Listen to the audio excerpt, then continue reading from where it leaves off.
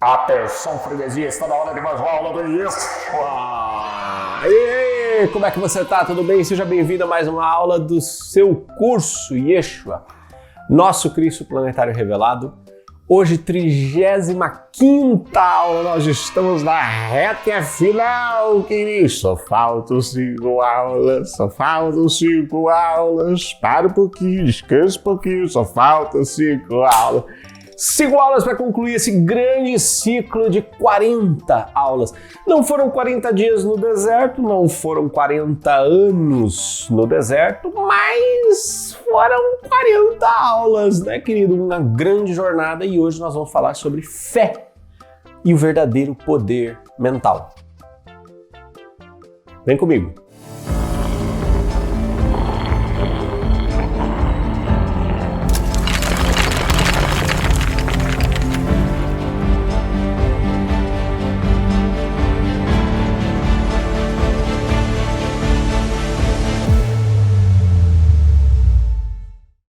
Você acompanha comigo em tela o texto de Mateus, capítulo 17, do 14 ao 21.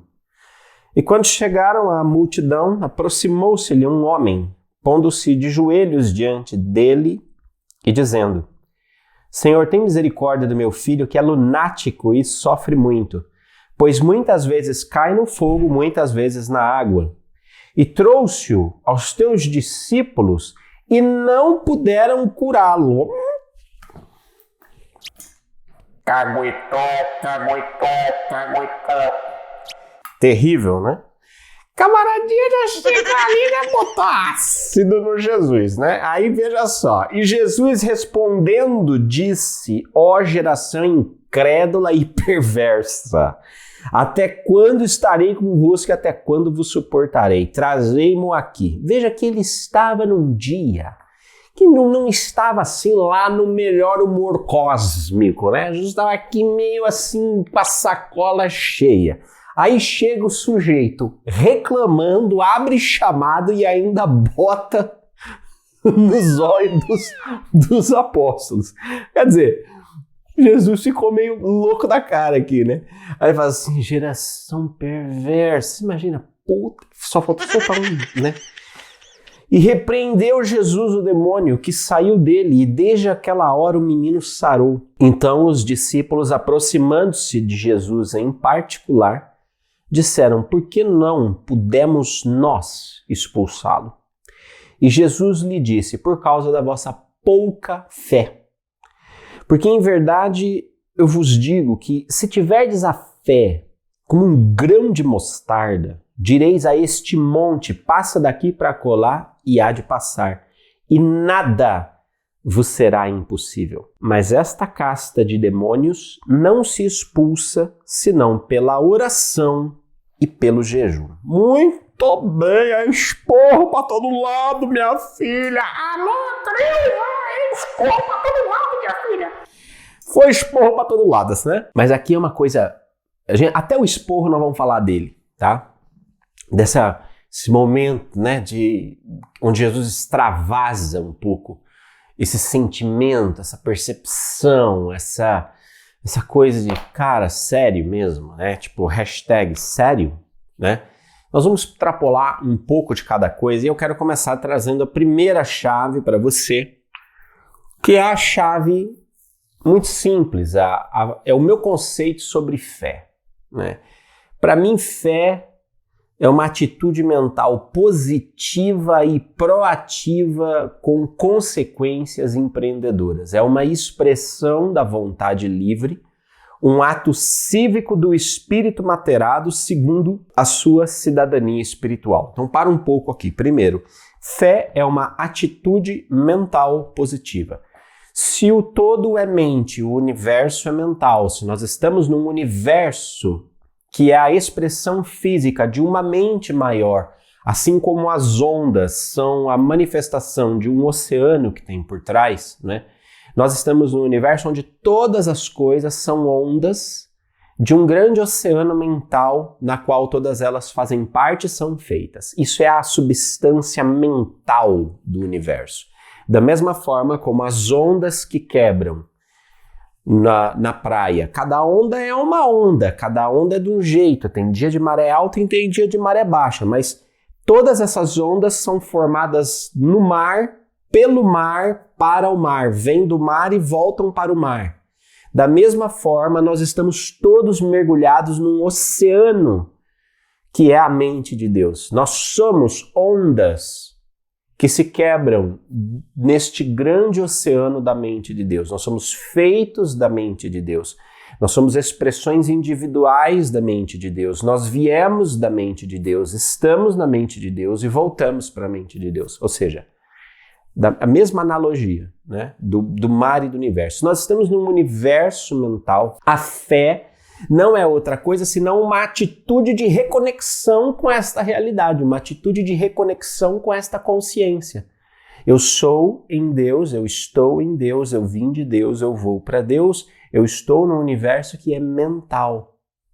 Então, quando eu, vamos dizer assim, destampo a minha mente, né, que está fechadinha aqui na realidade, me abro aqui em mim, mas eu me abro para essa realidade, eu tenho uma atitude que conecta a minha mente com uma positividade. Essa positividade não quer dizer assim, vai dar tudo certo. Não.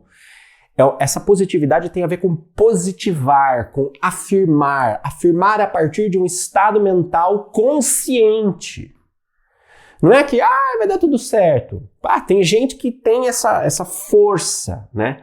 Isso, inclusive, tem um talento natural que explica isso dentro da psicologia de pontos fortes, que é o talento positivo, né? A pessoa, ela sabe que vai dar certo, ela não sabe como, é quase que uma intuição que vem dela. Mas não é todo mundo que tem isso, ponto, né? Tem gente que vai ter prudência, por exemplo. Tem gente que antecipa os problemas que podem acontecer. Se a pessoa não tiver solução para cada coisa que pode acontecer, ela não vai confiar que vai dar certo, não. Então, assim, como é que a gente, torna a fé um lugar comum para todos nós, a partir do momento que eu entendo a fé como uma atitude mental positiva, mas positiva não no sentido de otimista, positiva no sentido daquilo que positiva, daquilo que reafirma, daquilo que me reconecta com essa realidade mental, né? Então, existe espaço para dúvida? Claro que existe espaço para dúvida, mas existe o exercício de reafirmar essa atitude mental positiva, né? Ela é positiva, proativa, na minha opinião, porque você escolhe, você toma a iniciativa, você escolhe, né? Diante de uma situação, de um desafio de vida, você escolhe se você vai ter fé, se você vai ter atitude mental positiva, se você vai expandir tua consciência, conectar sua consciência a essa realidade maior de que o universo é mental, não. E é interessante isso, porque nós temos toda a possibilidade, nós sempre temos toda a possibilidade de acreditar, ou seja, de nos abrir para uma realidade, permitir que essa realidade seja incorporada em nós, e nós temos a oportunidade sempre de nos fechar.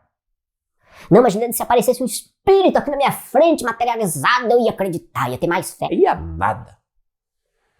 Pode ser que sim, pode ser que não. Porque nada pode roubar de você a sua possibilidade de escolha. Entende? Nada pode.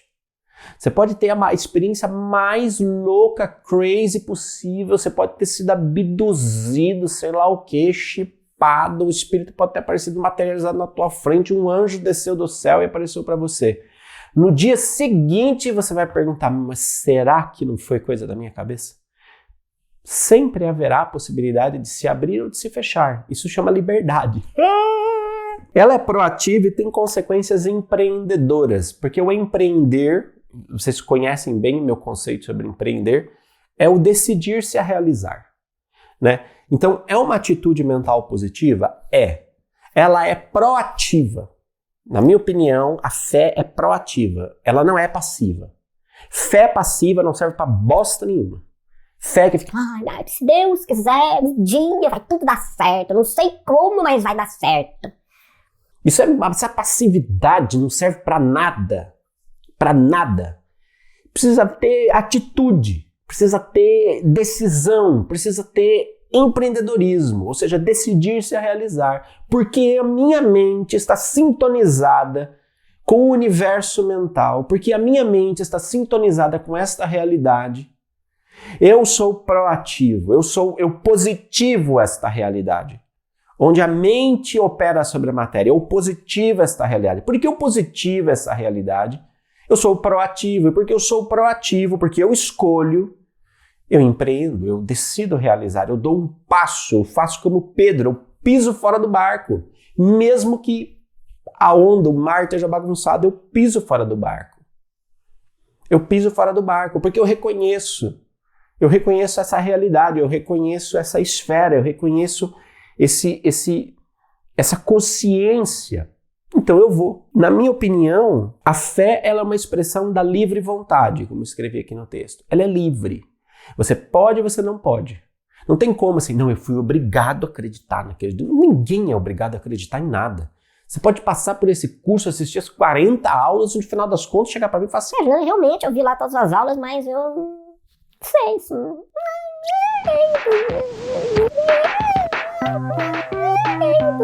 sabe? Então você, como assim? Esse pessoal que faz essa vozinha mais fina, né? Pastor, engraçado. A pessoa quando começa a falar, ela dá uma afinada, ela sobe 8 oitavas assim. É aquela coisa, não vai. Né?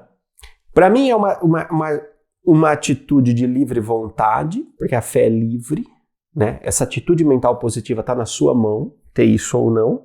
E ao mesmo tempo, como eu disse aqui, é um ato cívico do espírito materializado segundo a sua cidadania espiritual. Então, porque eu me entendo espírito, parte do grande espírito, porque eu entendo que o universo, que o todo é mente e o universo é mental, porque eu entendo que eu sou um ser espiritual e não um ser físico que tem um espírito, eu sou um espírito que tem um corpo físico, porque eu entendo que eu sou um ser espiritual, que a minha natureza é espiritual, que a minha origem é espiritual, o meu destino é espiritual, eu exerço essa cidadania espiritual. É um ato cívico. Imagine assim, você é um cidadão brasileiro que está num outro país. E nesse outro país existem outras leis e tudo mais. E esse país, de repente, entra em guerra e começa toda uma pancadaria, um quebra-pau. O que você faz lá? Você vai buscar a embaixada brasileira.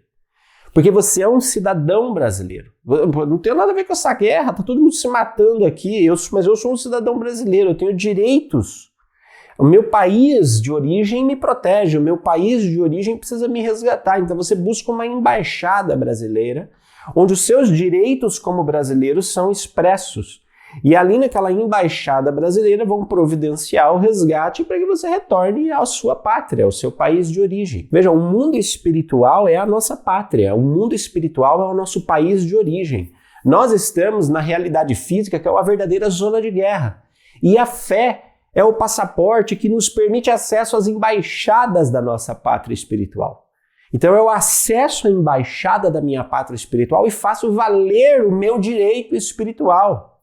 E também faço valer os meus deveres espirituais. Claro, vem tudo junto. Mas ali eu faço valer os meus direitos espirituais. Eu faço valer a minha cidadania espiritual com a minha fé. Sem a fé, sem atitude mental positiva, eu não consigo fazer valer os meus direitos como cidadão espiritual. Meus direitos e meus deveres, percebe? Então, quando eu entro nessa sintonia com essa atitude mental positiva, eu acesso a embaixada do meu país de origem, eu acesso a embaixada da minha dimensão de origem. E nesta embaixada, eu tenho atos cívicos, porque sou cidadão espiritual. Como cidadão espiritual, eu tenho atos cívicos, eu tenho deveres espirituais, eu tenho direitos espirituais.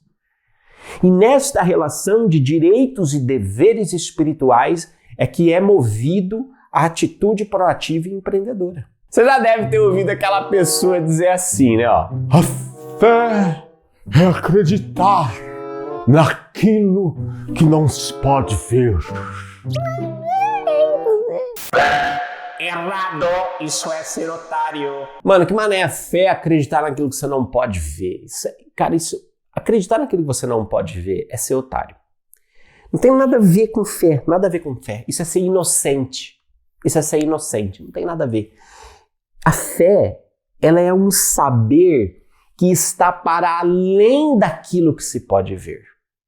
Não é que eu acredito naquilo que eu não posso ver. Não é que eu confio naquilo que eu não posso ver. Eu confio numa coisa que não existe, uma coisa invisível, uma coisa estranha, uma coisa alienígena. Não, porque isso é ser inocente, isso é ser otário. Não tem nada a ver. Fé é o acreditar a partir de um saber que está para além daquilo que se pode ver. Mas nem por isso é inacessível. Porque quando eu digo assim, fé, acreditar naquilo que não se pode ver, eu estou dizendo que é acreditar em algo que está inacessível para mim. E não é verdade, porque isso é a limitação da nossa consciência que compreende que apenas através dos nossos sentidos físicos nós somos capazes de acessar alguma coisa. Então, os nossos sentidos, eles nos prendem de tal forma na ilusão que se eu não pego, não cheiro, não lambo, não ouço, não vejo, então não existe. Mas e as dimensões e as realidades que a partir dos conhecimentos mais avançados nós compreendemos que existem para além do toque dos nossos sentidos? E as dimensões e as realidades com as quais nós acessamos um conjunto, um pacote de informações que penetra o nosso ser e é incorporado em nós a partir de uma via de cognição que não é a tradicional.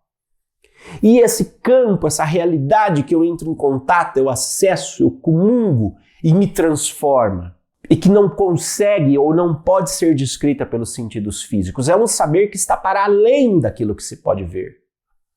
Então, fé não é acreditar naquilo que não se pode ver, mas é muito mais do que isso, é acreditar naquilo que está para além, é se conectar com aquilo que está para além daquilo que se pode ver. Mas há uma conexão. Há uma conexão, você não está caminhando no escuro, há uma conexão. Paulo, inclusive, na carta aos Hebreus, ele diz assim, a fé é o firme fundamento das coisas que se esperam e a prova das coisas que não se veem. A prova das coisas que não se veem. Ou seja, se é a prova, é algo que é possível provar, é algo que é possível experimentar, é algo que é possível saborear. Se ela é a prova, se eu posso provar, se eu posso saborear aquilo que não se vê, então, de fato, há a possibilidade de uma conexão. Percebe? Não é algo inacessível a mim. Eu não estou andando no escuro. Pela fé entendemos que os mundos foram criados pela palavra de Deus, de modo que o visível não foi feito daquilo que se vê. Olha que fantástico isso. O visível não foi feito daquilo que se pode ver. O que Paulo está dizendo aqui? Olha, tudo isso que nos cerca, as árvores, o passarinho, o tijolo, aqui a minha cadeira, o seu computador aí, tudo isso que te cerca, por trás de tudo isso, por trás de todos os planetas, por trás de todos os sóis, de todas as galáxias, de tudo que há, por trás de cada átomo visível, está o Deus invisível que move todas as coisas. Percebe?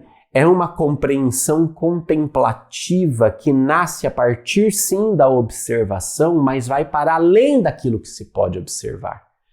Por isso que ele é a prova daquilo que não se vê.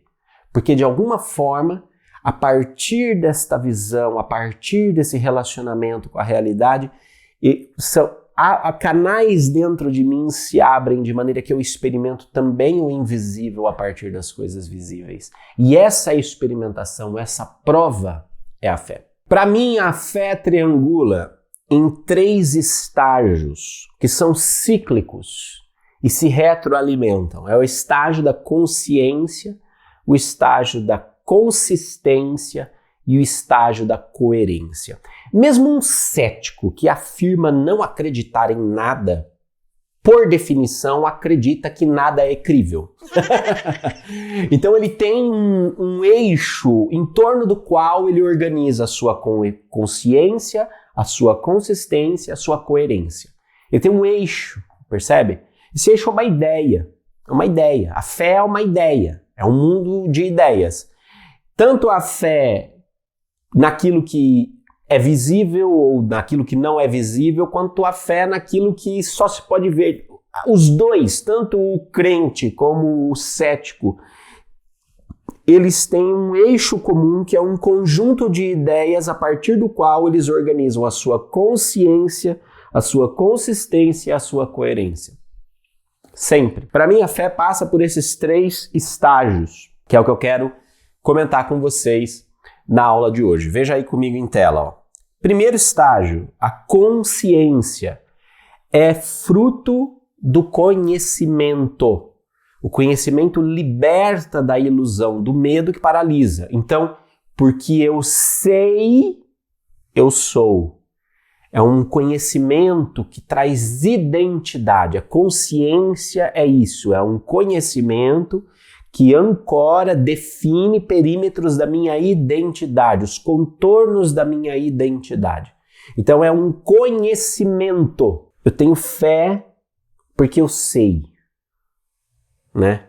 Eu me lembro muito do Robin Foy, do experimento de Skoll, que foi um dos experimentos sobre mediunidade de efeitos físicos mais fantástico que se tem em história, que se tem notícia nos tempos modernos. Eu tive a oportunidade de conhecê-lo, Robin, conhecer a Sandra Foy em 2019, nós passamos 2 dias de workshop com eles.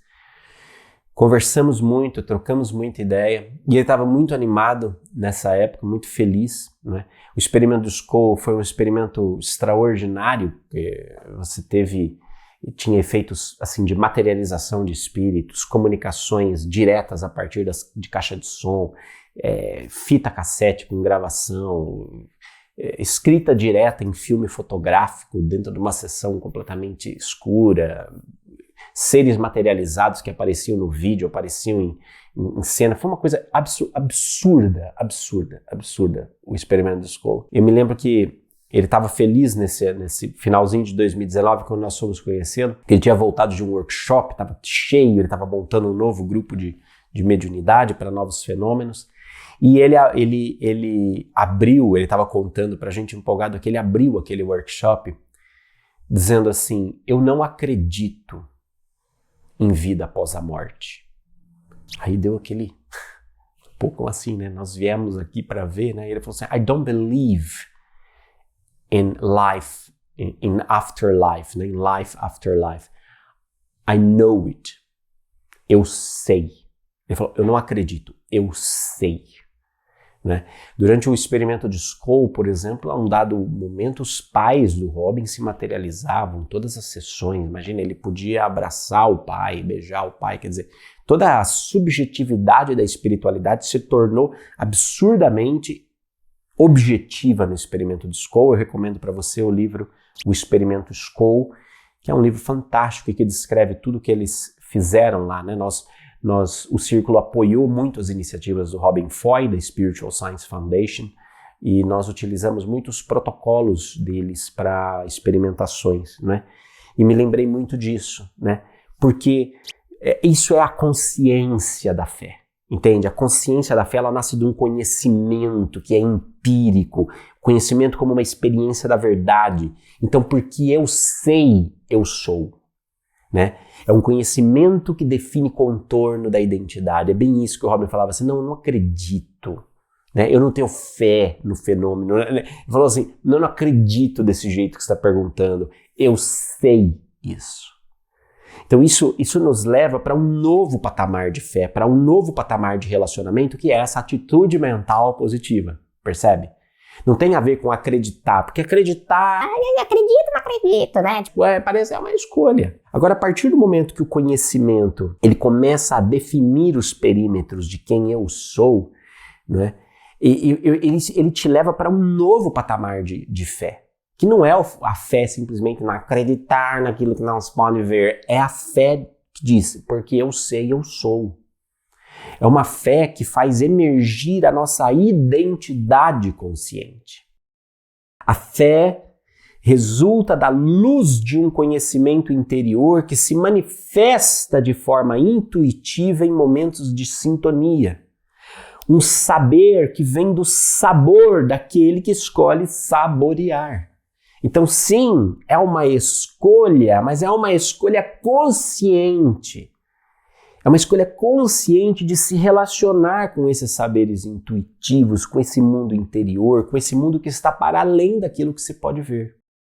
A crise da consciência que nós vivemos hoje, com os mundos paralelos e simultâneos que nós temos, né?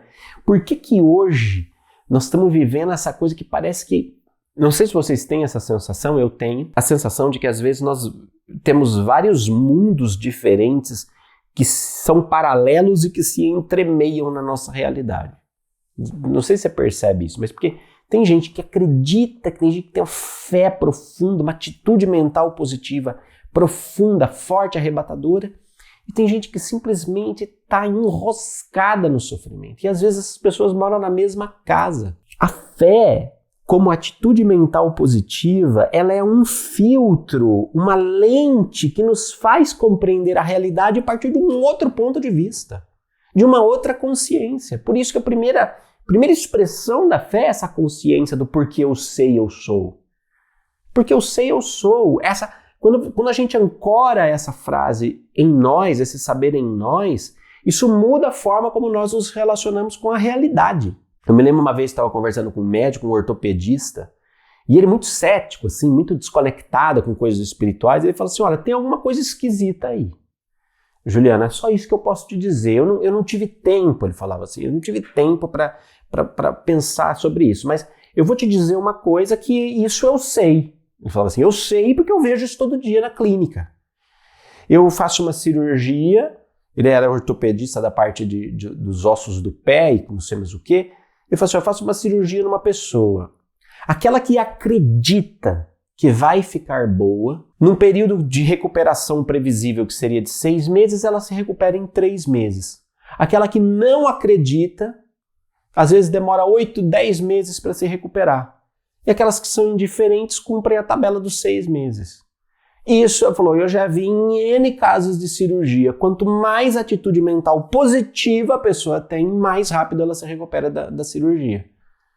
Quanto menos atitude mental positiva ela tem, mais lenta é a recuperação dela. Eu falava assim, eu não sei porquê, mas que tem alguma... Eu sinto o cheiro de que tem alguma coisa aí. Eu falei, claro que tem um cheiro aí. Percebe? Porque eu sei, eu sou. É proativo, né? E só que ao mesmo tempo, você veja, era a mesma clínica, o mesmo médico. Não é que, não, porque fulano se recuperou rápido, que ele foi na clínica do médico tal, que é um médico espiritualizado, integrativo. Meu filho, o médico pode ser integrativo, integral, orgânico, o médico pode ser o que você quiser. Se não tiver atitude mental positiva do paciente, o médico pode ser Jesus Cristo, que ele não vai ser curado. Uma outra expressão para concluir essa ideia da fé como manifestação da consciência, inconsciência, é justamente o amor, a misericórdia e a compaixão como frutos desse amor-movimento. Porque se a fé, como atitude mental positiva, ela nos coloca em conexão com a nossa realidade originária, que é a mente do todo, e se o todo é o amor, se o todo é amor, se Deus é amor. Então, quanto mais conectado eu estou com essa minha realidade originária, com a minha dimensão originária, com o poder que emana dessa dimensão, esse poder é amor também. E esse poder que é amor me leva à expressão do amor-movimento. Então, eu manifesto compaixão, eu manifesto misericórdia, eu manifesto eu dou vazão a esse amor porque eu sei de onde eu vim, sabe assim? Brasileiro é brasileiro em todo lugar, não é?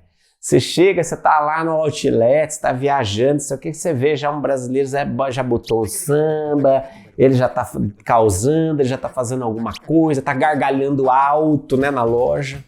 Você tá lá na Alemanha, todo mundo sério, todo mundo compenetrado, aquilo que funciona, feito um relógio, de repente tem alguém que solta, né, começa a se cagar de rir, você pode ver, é o brasileiro. É o brasileiro, é o espírito do brasileiro, né? Aquele espírito que faz festa, que é alegre, que é feliz, que é positivo. Então são coisas naturais, né, desse povo. Da mesma forma, todos nós, seres humanos, somos naturais do todo. O todo é amor, Deus é amor. Então a expressão natural, a característica natural do ser humano é o amor. o amor que se manifesta também em misericórdia e compaixão. Então, quanto mais porque eu sei, eu sou, esse eu sou me conecta ao grande eu sou, que é o amor. Joseph Campbell, no livro O Herói de Mil Faces, diz assim: a introversão voluntária, na realidade, é uma das marcas clássicas do gênio criador e pode ser empregada deliberadamente. Ou seja, então, esse momento onde eu mergulho no meu mundo interior, onde eu mergulho dentro de mim, é um clássico de pessoas que conseguem pensar fora da caixa, que conseguem enxergar para além daquilo que se vê, ou pensar aquilo que ninguém pensou sobre aquilo que todo mundo vê, como dizia Schopenhauer. Ela impulsiona as energias psíquicas para as camadas profundas e ativa o continente perdido das imagens inconscientes infantis e arquetípicas. Ou seja, essa pessoa que consegue decidir quando mergulha dentro de si, no seu mundo interior, no mundo das ideias, no universo mental, ela impulsiona toda a energia da sua mente para esse país, para esse continente, para essa pátria espiritual originária. E ali ela ativa, ela acessa imagens profundas que estão ali abaixo da camada do inconsciente, mas que são imagens arquetípicas. O que é uma imagem arquetípica? É uma imagem que do mundo das ideias ou a partir do universo mental dá forma à realidade física como nós conhecemos. Isso que é arqué, é o princípio originário que dá forma. O resultado com efeito pode ser uma desintegração mais ou menos completa da consciência, um caso de neurose ou psicose, mas, por outro lado, se a personalidade for capaz de absorver e integrar as novas forças, experimentará um grau quase sobre-humano de autoconsciência e de autocontrole superiores. Ou seja, eu já ouvi, inclusive, alguém me dizendo coisa que a diferença entre uma neurose, uma psicose e um médium é que os dois estão no mar, só que o neurótico e o psicótico eles não conseguem nadar e o médium aprendeu a nadar, né? O médium aprendeu a nadar. Veja que coisa curiosa, né? Se eu mergulho profundamente dentro de mim, eu tenho um risco de me perder nesse mundo espiritual, porque nele não há divisão, nele não há separação. Mas aqui, a ideia do Campbell é, se a personalidade for forte o suficiente, ela emerge desse mundo interior muito mais forte, com poder sobre-humano de autoconsciência e de autocontrole. Por quê? Porque eu sei, eu sou. Por quê? Porque eu sei, eu sou. Então, porque eu mergulho dentro de mim, eu acesso essa dimensão de conhecimento, essa dimensão de saber que está para além daquilo que você pode ver, eu sei. Eu testo o sabor do saber. Porque eu sei, eu sou. Porque eu sei, porque eu testo o sabor do universo mental, do todo que é mente, a minha mente reflete a natureza mental do todo e eu sou. Com ele eu sou, né? O Deus que aparece para Moisés no deserto. Eu sou aquele que sou, Yahweh. Eu sou aquele que sou. Então, porque ele é aquele que é, eu também sou. Eu também sou quando eu encontro dentro de mim o Deus que aqui mora. Quando eu me recolho e digo, eu moro dentro do Deus que mora dentro de mim, eu me identifico com ele. Então, esta fé, ou seja, esta atitude mental positiva de conexão, ancora a minha identidade. André Luiz, no livro Os Domínios da Mediunidade, diz: a nossa mente é um núcleo de forças inteligentes gerando plasma sutil que, a exteriorizar-se incessantemente de nós, fornece recursos de objetividade às figuras de nossa imaginação sob o comando dos nossos próprios desígnios.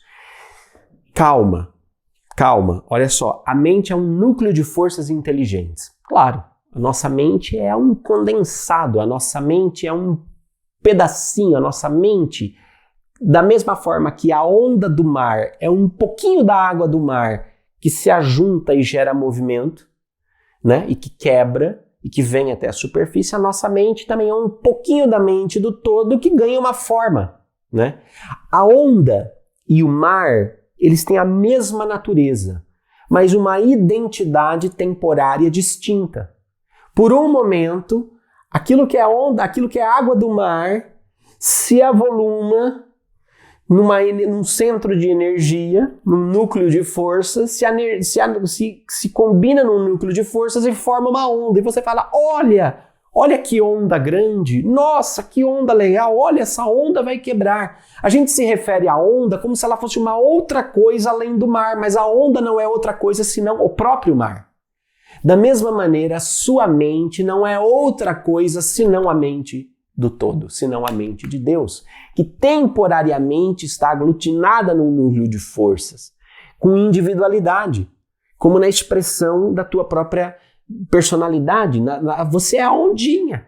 Você é a ondinha. Esse núcleo de forças gera um plasma sutil, ou seja, gera uma semimatéria, gera para a realidade uma semimatéria, uma força sutil ao redor de nós. E esta força sutil, que vai saindo a todo momento de nós por causa do nosso pensamento, oferece recursos de objetividade. O que é recursos de objetividade? É um veículo, oferece matéria. Matéria, oferece átomos, oferece ali energia para que as imagens da nossa mente, se materializem segundo os nossos próprios desígnios. Ou seja, eu materializo ao meu redor a imagem que eu penso, que eu produzo a partir de quem eu sou. Então não me venha com esse bullshit de querer materializar. Então, Posati, agora só vou pensar na Mega Sena. Não vai materializar, querida, porque quem é você para ganhar na Mega Sena? Percebe? Quem é você, criatura, na fila do pão? Não é essa a ideia. A ideia não é essa imbecilidade. Nós falamos disso na aula sobre multiplicação dos pães. A ideia não é ficar olhando para o próprio umbigo, mas a ideia é perceber que quanto mais a minha mente, quanto mais eu estou conectado à minha mente, mais a minha mente está conectada à mente do todo, mais fluxo eu produzo a partir da nossa identidade, a partir do eu sou. A ideia é um ser organizado por nosso próprio espírito. Aqui o pensamento dá forma e ao qual a vontade humana imprime movimento e direção. Então, a vontade, veja só, a ideia, aquilo que nós pensamos, ela é um ser, ela é uma coisa à parte de nós. Por quê? Porque a nossa natureza é a natureza do Criador. Então, se o todo criou a partir da sua mente, nós também criamos a partir da nossa. Então, essa ideia, ela é organizada pelo nosso espírito, porque o todo, em última instância, é espírito. Ela é organizada pelo nosso espírito, ela ganha forma no nosso pensamento, ela começa a ganhar contorno no nosso pensamento. E a nossa vontade é o que imprime ação e movimento para ela. Então veja, nós temos aqui o espírito idealizador, a mente formadora e a vontade materializadora. Espírito, mente, vontade. Espírito, mente, matéria. Então vem aqui, ó, espírito, dimensão espiritual, dimensão mental, mental superior e mental concreto, dimensão física. Tudo o que nós vemos na realidade física é uma impressão do espírito. O espírito é o oceano que impulsiona a onda que chega na praia, né? Ou seja, André Luiz, espírito psicografado por Chico Xavier, Joseph Campbell, um dos maiores mitólogos que a nossa história conheceu, era consultor do Star Wars, por exemplo, ajudou George Lucas a organizar a jornada mítica de Star Wars. E Paramahansa Yogananda, Jesus Cristo. Nós estamos falando de 4 mentes completamente diferentes, em momentos diferentes, falando da mesma coisa. Falando a mesma coisa. Veja o que o Yogananda vai dizer no seu livro A Segunda Vinda de Cristo. A consciência de um homem comum é onipresente no microcosmo do seu corpo.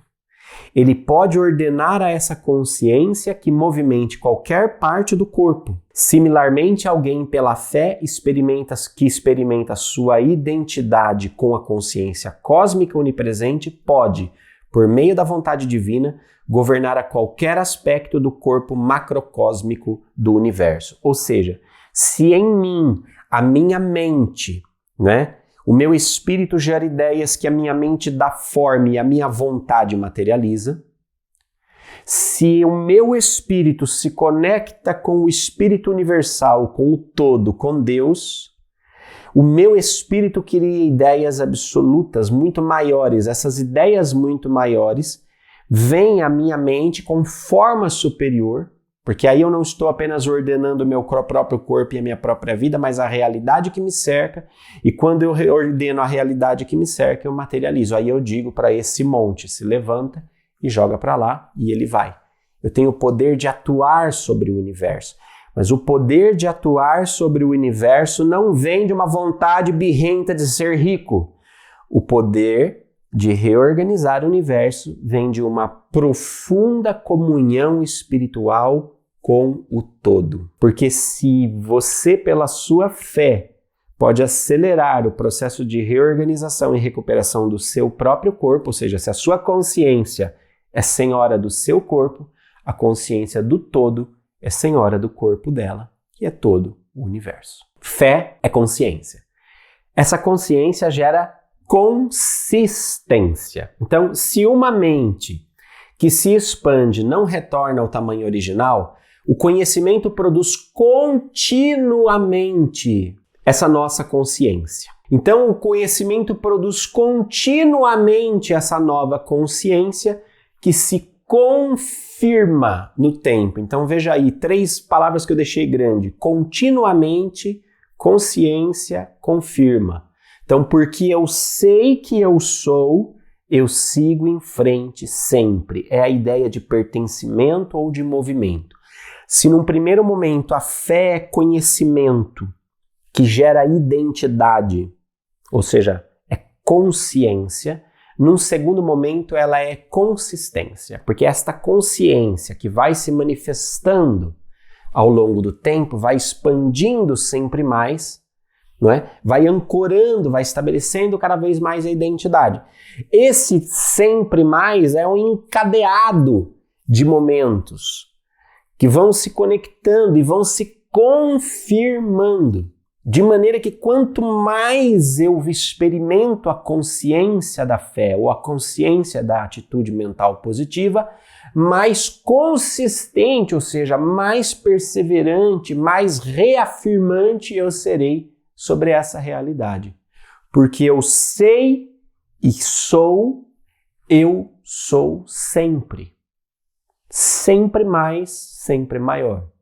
Veja, nós temos crises de consistência que nós observamos na nossa sociedade a partir da fantasia de um mundo de fachadas. Então vejam, eu me lembro muito do caso do Justin Bieber, que é um caso que chama a nossa atenção, O Justin Bieber frequentava aquela igreja mega, que é a Hillsong Church, na Austrália. Ele vivia pela igreja e não sei mais o que, etc e tal. E ao mesmo tempo, essa igreja teve N escândalos recentemente, está passando por uma crise muito grande. E o Bieber também está passando por uma crise muito grande, uma crise lamentável. Por que está passando por essa crise lamentável? Assim, observando de longe, eu daria esse pitaco, Falta consciência. Falta esse conhecimento que ancora a identidade, quem eu sou. Você entende? Você pega uma criança, transforma essa criança num astro globalmente conhecido, adorado, venerado e desejado, só que você esquece de dizer para essa criança quem ela é. Você esquece de dar para ela elementos, subsídios, para que ela acesse um conhecimento que produza nela liberdade de ser.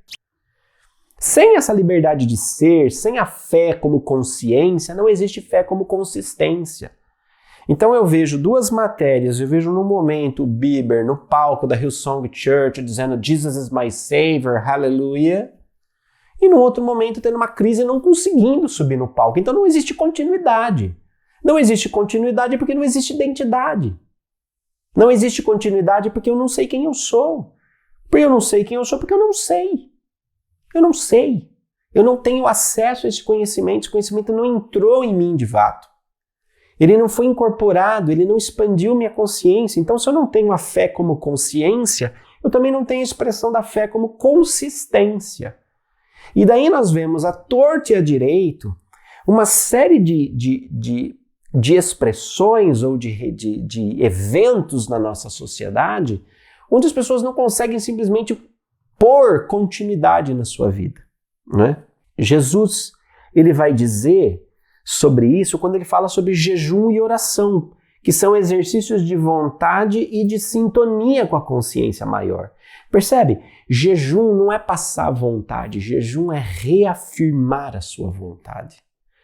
Oração não é petição, não é porque ela não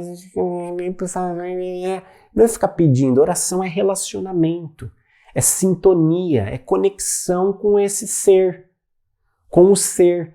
Então veja, jejum e oração, se eu não fortalecer a minha vontade a partir da minha identidade, porque eu sei quem eu sou, volta lá para André Luiz, espírito, mente, vontade.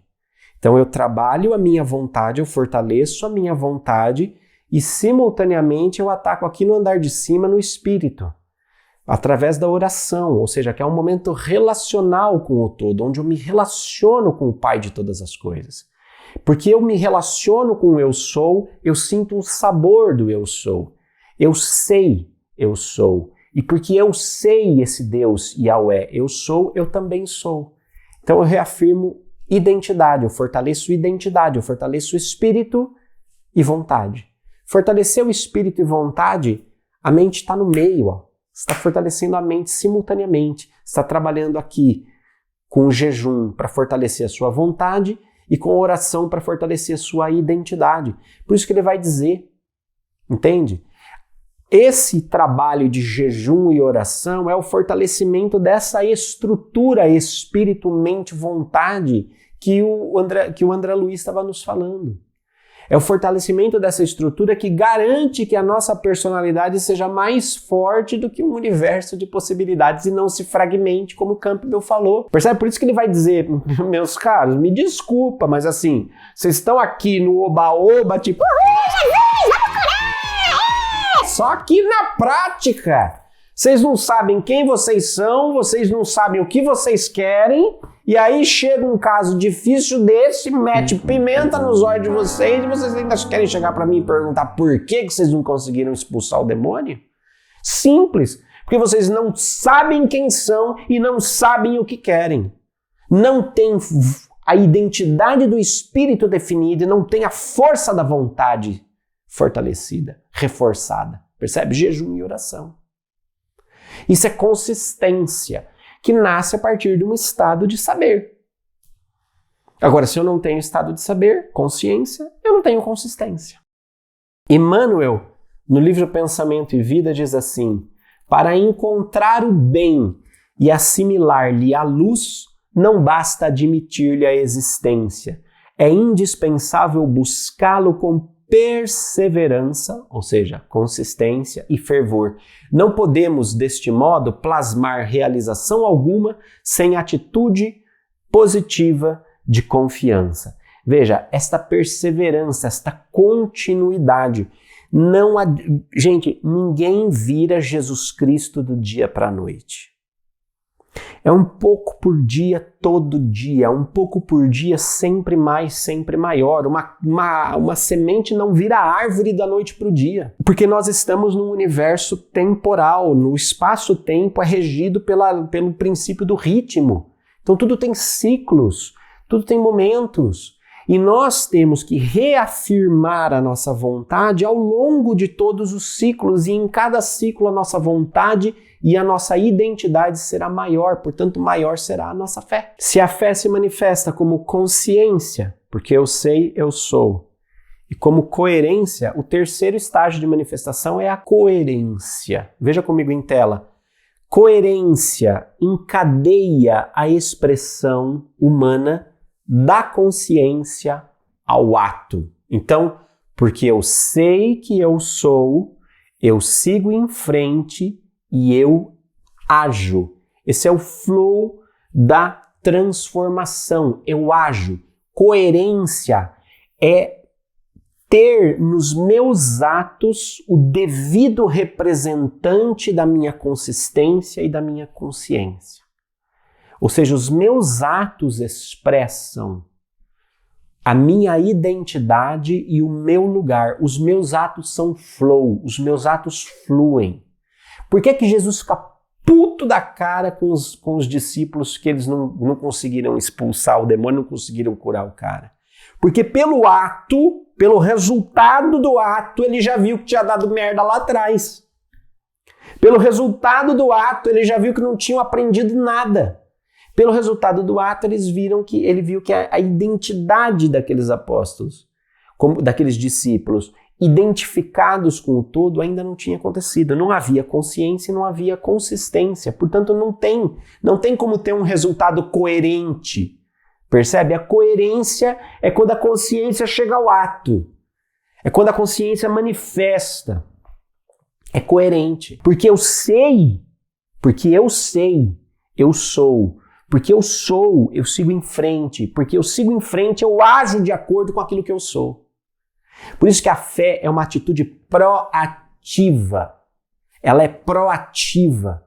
Por que ela é proativa? Por que ela é empreendedora? Porque eu ajo. Uma fé passiva não serve para nada, uma fé passiva não muda o mundo. O mundo é mudado por atos. Atos. Entende?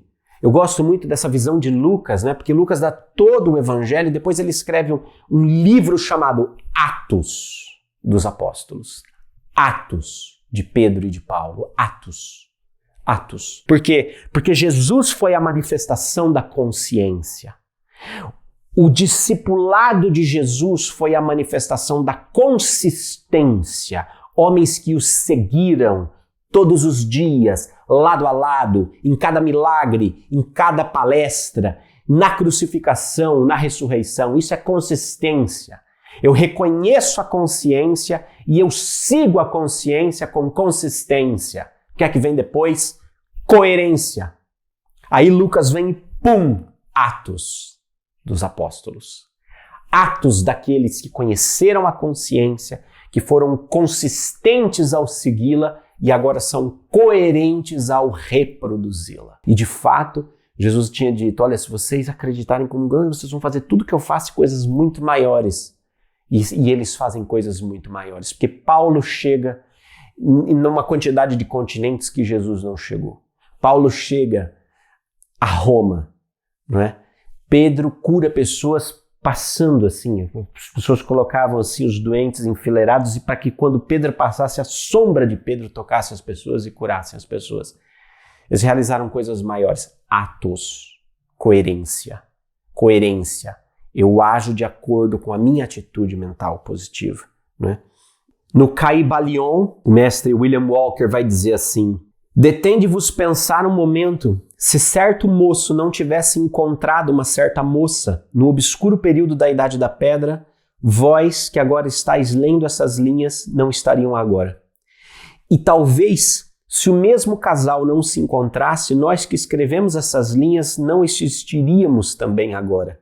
E o verdadeiro ato de escrever da nossa parte, o ato de ler da vossa, poderá não só afetar as respectivas vidas nossas e vossas, mas também poderá ter uma influência direta ou indireta sobre muitas outras pessoas que agora vivem e que viverão nas idades futuras.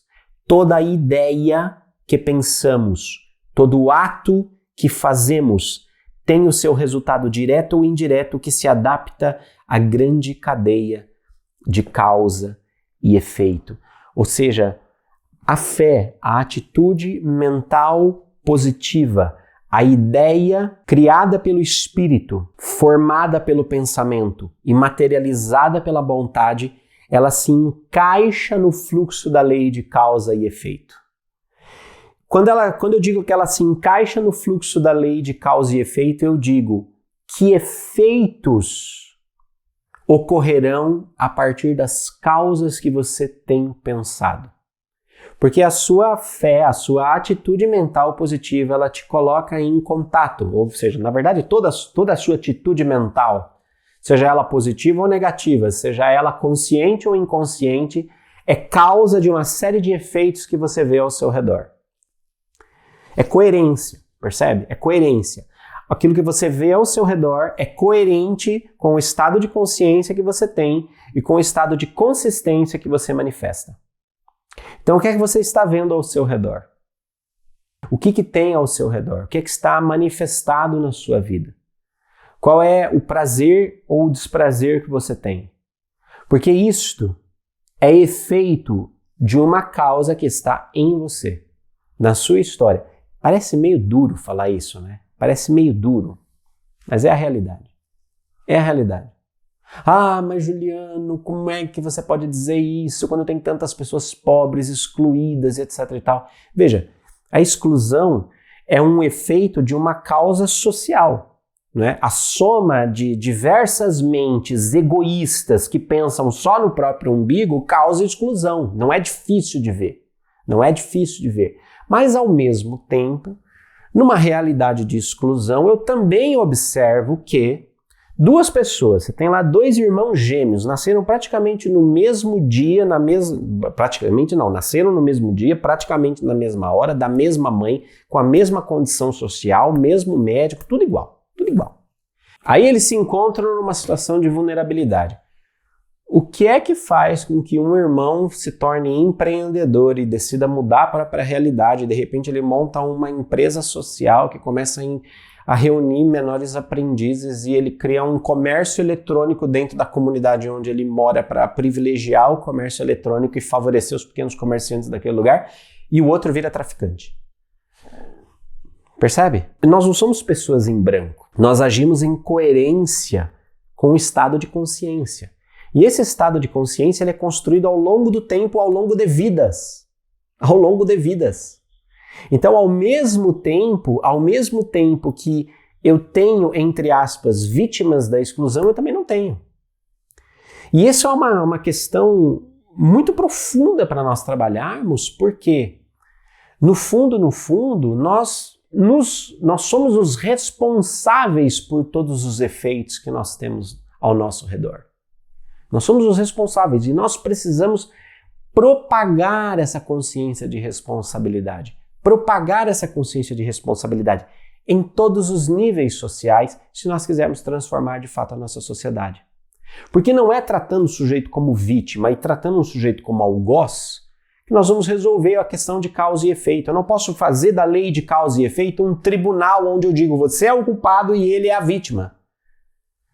Porque não existem culpados, não existem vítimas, tudo é causa e efeito. Mas quando nós só conseguimos observar a beleza e o efeito desse princípio quando nós saímos de nós mesmos e nós percebemos todo um ecossistema mental que precisa ser renovado. Esses três estágios, consciência, consistência e coerência, eles são forjados no tempo. Olha aí uma forja, o sujeito martelando ali para dar forma para aquilo, né? Esses três Cs, eles fazem parte da fórmula de cocriação exoconsciente que nós ensinamos no Círculo no curso de iniciação à exoconsciência. Não tem como você produzir cocriação, não tem como você gerar cocriação exoconsciente, né? Cooperar com seres de humanidades multidimensionais se você não tiver consciência, consistência e coerência ao longo do tempo. Ao longo do tempo. Porque esses três elementos é o que ajuda você a formar uma egrégora pessoal, ou seja, reunir um grupo de seres e humanidades que estão dispostos a cooperar com o seu projeto de vida. E você não faz isso se você não tiver consciência, consistência e coerência ao longo do tempo. Ao longo do tempo. Se você quiser saber mais sobre isso, você pode se informar sobre as próximas matrículas do curso de iniciação à exoconsciência, mas a gente só abre uma vez por ano, que é entre julho e agosto. Então você fica esperto, anota aí na tua agenda, entra lá no site do Círculo, tem lá como você fazer lista de espera e tudo mais, tá bem? Veja, a fé é um produto do espírito que é consciente, consistente e coerente. E a evolução do espírito no tempo é uma consequência da fé. Ou seja, consciência, consistência e coerência não são apenas um caminho de fé, uma jornada de fé, mas também são uma jornada evolutiva. É a forma como nós vamos educando a nossa força criativa, o nosso poder criativo na matéria. É a realidade, é a grande razão pela qual nós estamos aqui. Nós estamos aqui para aprender, para entender, para compreender, integrar a nossa identidade de co-criadores. Co-criadores. Veja, nós participamos do poder criativo de Deus. Como participamos do poder criativo de Deus? A partir da consciência, da consistência e da coerência. Próxima aula, 36, nós vamos falar sobre a luz do mundo. Quero lembrar você que no dia 11 de fevereiro nós vamos ter o nosso encontro de alunos de Yeshua. Vocês estão mais do que convocados a comparecer depois de um ano de aulas. Nós vamos fazer um encontro presencial com todo mundo que fez esse curso, um encontro de sintonia com a consciência crística, que vai ser muito legal. Aqui embaixo tem links com a informação. Vejo você na próxima aula. Tchau!